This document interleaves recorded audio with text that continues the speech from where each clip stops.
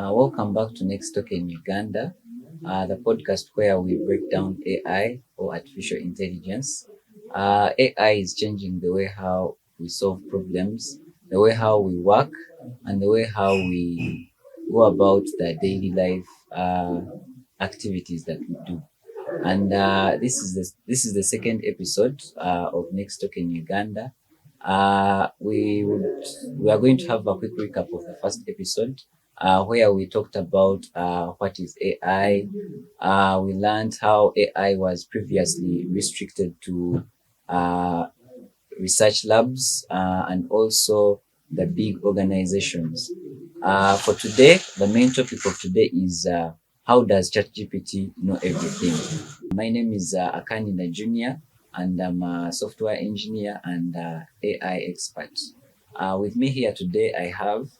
I'm Monique Nahawe, a software engineer and a cybersecurity advocate, and I'm happy to be here once again. Yes, once again, thank you, our dear viewers. I'm Namsoko Nelson, a software developer with a strong focus on AI. Yes, thank you guys for coming. I'm happy to have you. And whoever has not yet viewed the first episode, please check it out on our YouTube channel. It also is on our TikTok and our LinkedIn page at Next Token Uganda. Yes, for today, back to today, we're going to talk about how does ChatGPT know everything, and how would you describe your first interaction with ChatGPT? Yes, I'd like to know how was it the first time when you interacted with ChatGPT for the first time? Actually, I personally, at first, of course, when I interacted with ChatGPT, for me it seemed like magic. And actually, I didn't have the intention or curiosity to ask whether where these words ChatGPT is asking me where they're coming from. I didn't have that intuition. It's until after over interacting with it over time, then that's when I started asking myself so many questions. I've been using this tool, but then how is it able to do all this? To be able to give me all this information. So it just came over time.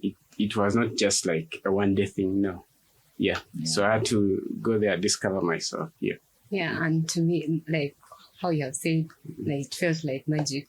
Yeah, indeed, it felt like magic because ChatGPT, not like Google. Google, you can just type in what you want to know and it gives you the feedback.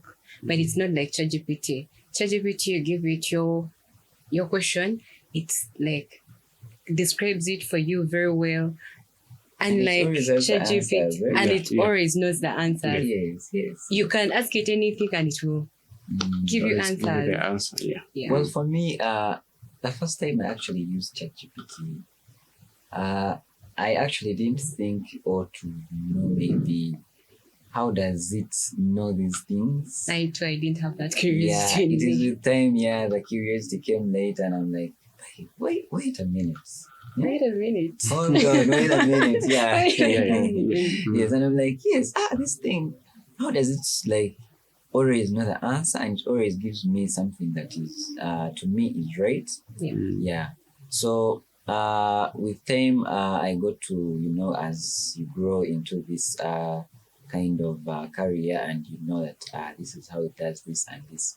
And today we are here to make you understand and know how does it know everything. Yes.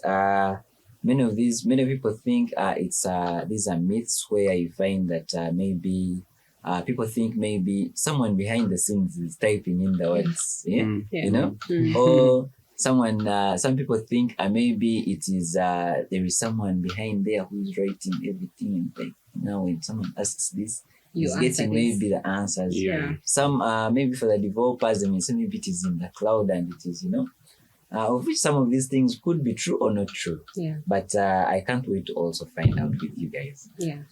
Yes. We are also going to see things like how does this actually this AI get to know that this is the right answer I should give you and this is the wrong answer? Or how does it decide that when you get that answer, it is actually to you, the user, you feel like it is the right answer? Yes. Yes. So actually, when you interact with ChatGPT, you realize that when you give it a question, it will always give you an answer that you want. Yes. So as you know, for example, for anything to know, to give you information that you want, probably it has learned it, because it can't just imagine things, Probably it has learned from somewhere, it has been able to access certain resources and all that. So answers don't just come out of the blue.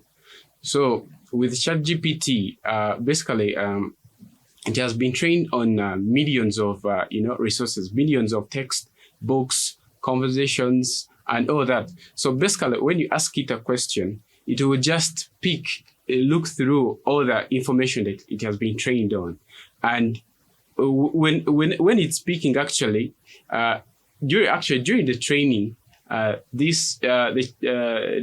ChatGPT is trained on this data.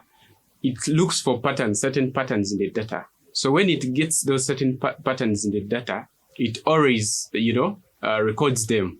And for example, it records patterns like there are certain words that maybe follow each other. Yeah, there are certain words that follow each other. There are certain words that go together. That go together actually with the context and all that. So once it has mastered all that, it's able to associate certain words with other words. So for example, if you have a word like eat, it can associate it with food. So it can be able to predict that, when someone ask me something related to eating, I have to relate it something to food. So basically, it already knows, it ranks all the words that, that relate to what you have asked it. And it gives you all that data because it has been trained on it. So it doesn't just imagine things. Yes. So it just makes predictions, right? Yes, it makes predictions. I get it. Yeah. Yeah. And those are the steps it follows. Yeah. For example, if you give it a text or an input, for example, you give me an example. For example, you say, what's the capital city of Uganda? Okay. What's the capital city of Uganda? So this is what ChatGPT, the behind scenes, this is how it works. So when you give it a text like what is the capital city of Uganda, what it does to that sentence or the question. Actually, the thing is, what's the capital city of? If you don't give it the other part, so it's going to guess what is actually, it's in the same way when from the way we evolve as humans, from how we grew up as kids, you grew up knowing that you learn a lot of things, or even when you are in school, they give you a lot of things to read. With time, when they test you, you know that when they ask this question, I know this is the right answer. So it is something that you learn continuously and you're able to give a certain or specific result. So the same way I would say is how this ChatGPT is. It's able to continuously learn from the large amount of data that it is trained on, and it gets those specific patterns and it understands them, and then it's able to give you the answers. For example, I think we can do a very simple activity. When I say something like, as he said, what's the capital city of? The capital city of Uganda is Kampala. Boy and Girl. yes. So those are some of the things. Like ChatGPT, in a way, it just predicts. It says after this is the most likely next word. So it gives you that word. It's not like it is thinking. No, it's just predicting the next word that is most likely to come next after the previous word. Yeah, because it has actually seen what these words associate with others. So it's able to know that boy probably someone is girl. So it's able to associate with girl because all the data it has been trained on have the context of boy, girl. So everything, you tell it has to relate to something, connected dots and all that. Yeah, let's let's go back to something that we all like to do. Everyone likes to make money. So I think I should ask ChatGPT and see what kind of response it will give me, right? I think everyone wants to make money, and I think everyone wants soft life. I think maybe I should ask it how to get rich under 30 seconds. You want to get guru? In 30 seconds. Or in 1 microsecond. Okay. Let me try to ask it, and we see something here. How to Hope you don't want to be that guru. How to make money in 30 seconds. Okay. Yeah. So how to get rich in Uganda 30 seconds. in 30 seconds. So okay. It's giving me the answer here. So it is saying that in 2026, the fastest way to make money is solving real problems using skills people already need, learn valuable skills like AI, automation, software development, and all these. So we're going to see how does it know that from the question that we have given it how to make money in 30 seconds or 30 minutes for the people that want to get rich. How does it actually, give you that specific answer, In 30 seconds. Yeah. I don't think anyone can really make money in 30 seconds. But it is true. I think maybe it is possible. To the people who are watching us, we find that they have been able to make it. They are forex traders. They're forex traders. 30 seconds. 30 seconds. Maybe Elon can ask such a question, how to make money in 30 seconds. And he makes the money.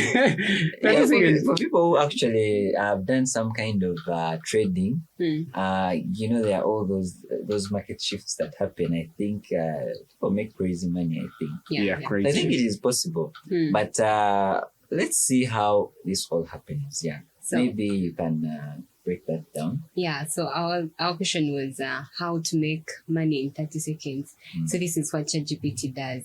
So ChatGPT gets those words, it breaks them, that's input, it breaks it into tokens. Tokens. Tokens. Yeah. Like the how to, like it keeps make money. Those are the tokens.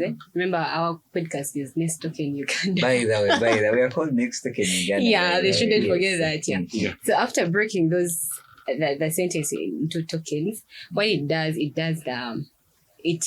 converts the words into the tokens. Tokens into numerical values, like numbers. They're called vectors, actually. Yeah, they are called. Thank you. Yes. They are called vectors. Those people who studied math. Yeah. So after making forming those tokens into numbers, okay, then it analyzes them to see how they relate to each other. Then what it does next, it does the probability mapping. Okay. You can help me with that, the probability mapping. Probability, I think with that, it is which word has higher chances of coming next before or next. So that's what it does. Then after doing that, of course, it selects the top, the one with the highest probability. So when it does that, the loop continues till it gives you the feedback. So that's how, in simple terms, that's what I can say. That's how ChatGPT does the predictions. I don't know what Nathan has to say about that also. Do you have anything? Yes. Yeah, to add on, we talked of the mappings, that it breaks down these words into tokens, and then these tokens actually they create they're formed, they're turned into embeddings, and these embeddings are kind of vectors. Okay, vectors. Okay, these words are turned into numbers. Okay, into numbers. Digits, yes. So these goodies are turned into numerical digits because usually, actually, AI understands math. It cannot just understand, a plain word you give it. Remember, it's a computer. Yeah. So it just understands the math.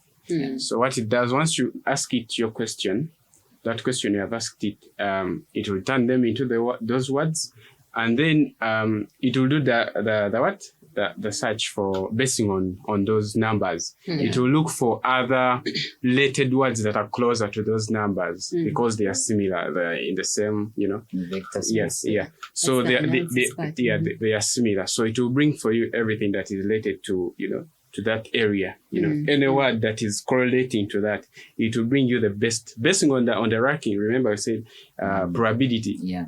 Each word has a probability of, as each. So the ones with the highest probability are the ones that it will bring for you actually. Yeah. So actually that brings us back to the point that the AI doesn't actually think. It's a game of probability. For those who are gambling, people who know how to gamble, yes. So AI is just the best gambler you can get. Yeah, true. So it is gambling with the highest probability to win. And of course, as we knew, it knows everything. That's what we call so for us, in when we look at this, we think that this thing it actually knows these things, and that's what brings us to this thing where people think, where people say that. It is human, or it feels like it is human, because people are seeing that it thinks like a human being. Even when you see its responses, they are always as if you're talking to someone, like someone human, not an actually, AI. it makes you feel like you're not talking to a robot. Actually. That's why most people actually, for example, my friend, if she's watching this, she will, I don't know, but that girl really jazzes with AI, like with ChatGPT so much. Like there's something she doesn't tell me. Yeah, there's something she doesn't tell me. But trust me, if you have to check, AI knows everything. So AI feels more like human, as if you're talking to someone behind doors. Okay. So actually, the reason why it even feels human, as we said, it's based on the data it has been trained. It has been trained on billions of human conversations. So it's able to know how to phrase the grammar, do this, do that. So it can phrase everything in a way a human sentence would be. So that's why it's so natural. And when you talk to it and you say, this is awesome. It will give you something that you want, you really want, and you feel comfortable with, And it comes up by for example, if you say, hey buddy, it will reply with the same energy.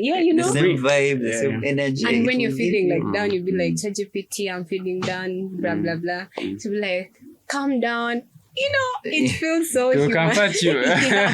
And you might get mistaken that it's some person there. It will always comfort you. It's unless you tell it to cook you. Have you ever told it to cook you? Have you ever told ChatGPT to cook you? Like, you ask it a question, and then you tell it, you know what? I want you to be, to be genuine, don't try to beat around the bush. Be genuine. Give me something that you think, So then it will also cook you, give you the other bit of the side that maybe you may not want. So you can always actually also ask it that side. There is something called I don't know if it is my personal. Okay, this is how I call it. It's like the cycle of doom. That's how I call it. The cycle of doom, because. You give it, you tell it to give you, or you ask for something, and then after you're not sure if what it is giving you it is the right thing, and then after you tell it, are you sure? And then it says, oh, I'm sorry. This may not be right. So then if again you tell it, I don't think this is right, it will again tell you, oh, I'm sorry again, and then But we have seen that with time, the different models they're putting out are getting, I think, more, I can say they are being trained on larger data. I think that's how it comes to maybe you hear that the parameters, this is 3 billion something. I don't want to get into that, but it is getting smarter and smarter on a daily basis. And it is getting more intelligent. That's what I can say. Yeah. We can also see that AI currently is able to make mistakes. Yeah. Do you think that's true? Yeah, it's very true. As we have seen that it basically predicts. So if something is a prediction, it's not a deterministic, answer. Yeah. If something is probabilistic, so that means that Can be There are wrong. high it's meant to be chances of wrong. it. There are chances for it to be wrong. Yeah. So if, for example, GPT gives you an answer that you think that is actually wrong, and it has confidently, given you the answer, then it is hallucinating. So basically, it's giving you a wrong answer, but confidently, Yeah. So AI, so take caution whenever you ask for some things from AI. It's always guessing, but just it is too smart at guessing, So, And it has but been yeah. given a lot of data, a So lot of everything it gives you information. is guessed, Yeah. predict, It is predicting predicting patterns. Yeah. So if what it was trained on had errors in it, the data it was trained on had some errors in it, it will give you that wrong thing. But then there it is not its mistake, It's maybe the data. There you can't say it as hallucinated, no. But if it gives you something that maybe, they trained on that was correct and it has deviated, then it has hallucinated, yeah. Yeah.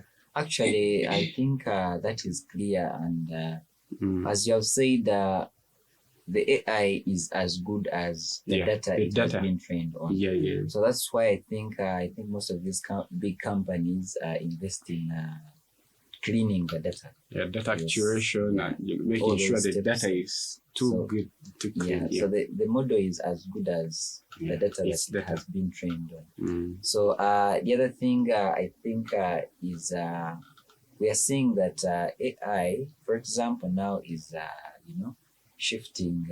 We can see that nowadays we have local translations too. We can see that it is able to be able to like talk to you in your own like local language. That's also a plus one for different companies like Sunbird AI who have tried to bring the localization bit of it. Yeah. And we can also see that AI is being applied in different sectors of Uganda, like education. We can see in entertainment and all the other things. Yeah, so maybe you can add something on that if you would like to. Yeah, AI is all over now. It's all over in all sectors. Trust me, it's there. When you go to the medical sector, is it the medical sector or the health sector? Health sector, Yeah, when you go to the health sector, we see the models being developed and they are majorly like they are focused on AI. They do predictions. To diagnose some. Yeah, and that's AI. For example, my last intern, we actually were in the health sector and we did a stroke prediction model. Of course, and as we have said, ChatGPT does predictions based on the data given. Same applies to what we're doing with our model that we actually built. Yeah. So you see, ChatGPT AI is everywhere. Yeah, but I would like to question. Does it really know everything? Does it know really everything? So what do you think about it? Okay. I don't think AI knows everything, but as we said, it is as good as the data it has been trained on. Driving back to what you said earlier, something about hallucination. Whoever is viewing us may not know what hallucination means. Maybe you can give us more context on hallucination. Yeah. So basically, hallucination is when you ask ChatGPT and, for example, you be chatting in a conversation and you have told it maybe some facts, you have given it facts. You have been chatting all the way. You have been chatting, giving it facts. Then at a point in time, you again ask it to, you ask another question and then it starts to deviate, giving you answers that, are not correlating to the actual facts you gave it initially. Yeah. So it is giving you an answer confidently, actually, when it is wrong, it is giving you an answer confidently. But yet you gave it what? You already told it that, these are the facts at the beginning, at the conversation. So you told it the facts, but then when you reach down of the conversation, it starts giving you wrong things. Yeah, deviating from the... Yes, the other, I think, example of hallucination would be if let's say you're using AI in your business or company, and you are trying to ask it something like, what was the highest product I sold this month? Since it has no access to your data for the company, it cannot know. Yeah. So sometimes it has to hallucinate. It will give you, different responses that don't add up. Yeah. But I think nowadays the models are getting smarter. Some of them will tell you that I currently don't have enough data about your... Yeah, actually, then it tells you to provide information about it. That's the correct way. But if it gives you an answer from nowhere, that is total. It is so confident. It has given you the answer, but then it's wrong, and it's for it in its perspective. It's very confident. Yeah. But it doesn't have the answer. But then it has. So there it has. Yeah. So Nelson actually asked, does ChatGPT know everything? Before I did some research, I would say ChatGPT knows everything. Yeah. That's what I thought. And trust me, most people still think the same. Yeah. They think ChatGPT knows everything. Yeah, personal tech is actually when you ask it, a personal question, that you have never asked it. For example, you ask it to who is my auntie. It cannot give it. It will not know. So that's it cannot give you that answer. So that shows that it doesn't. It can only know if you like in the previous days you provided it with some information. Maybe it contained that personal kind of information. That's when it will give you the real the correct answer. Yeah. So it has gotten the context. Yeah. That means it does also a continuous learning because it is learning. So that's why you should be careful when you're sharing data with these AI, with ChatGPT. Personal information. You should always be your private information. Don't always redact it. Try to make it sure that it doesn't understand personal information, whatever you pass it there. Try to hide. Because for me, whenever actually I'm using it, I usually hide, for example, if there is something that I don't want it to know, I put there something that is, that fills that place that will... Like a placeholder. You just place there something for it to also understand everything, You just place there, but don't give it your personal information. It's very vital, Yes, that is part of the ethical uses of AI, how you can use AI ethically. Without exposing your credentials, and those are also some of the responsible ways you can use your AI. And we're getting to the end of this conversation for today, and the topic was how does ChatGPT know everything? Thank you for listening in. Before we close in, someone might wonder what the GPT means. Oh, so that, yeah. By the way, it's Yes, you want to give us the answer? Yeah. Yes. So the GPT means, the G stands for generative, then the P stands for pre-trained. The others talk about how it is trained under large amounts of data. Yeah. Then the T stands for transformer. So that's ChatGPT for you. Oh wow! Thank you for that. That's a good reminder. Yes. Yeah, that's ChatGPT for you. And yes, still I wanted to thank you guys for listening in. Please continue to follow our channel. Continue to like and subscribe, repost, share our information. And we really appreciate the comments, the feedback that we get from you. It helps us move forward and continue to make this content and make it more exciting for you to tune in and listen in. And we hope that you like it, and please engage with us through our various platforms TikTok, YouTube, and LinkedIn. also we also have a LinkedIn page. They are all at Next Token Uganda. That's the page name. Yes, thank you for having us, and I remain your host, Akani Junior. And Monique Nahawe. I'm Soko Nelson. Please don't forget to tune in. Yeah, we are always AI here for you. We are here to we are here to create awareness. Yeah. Yes, so that you don't be left out in this generation. Yeah. Yes, AI for you and me. Yes, thank you. Thank you so much. Yeah.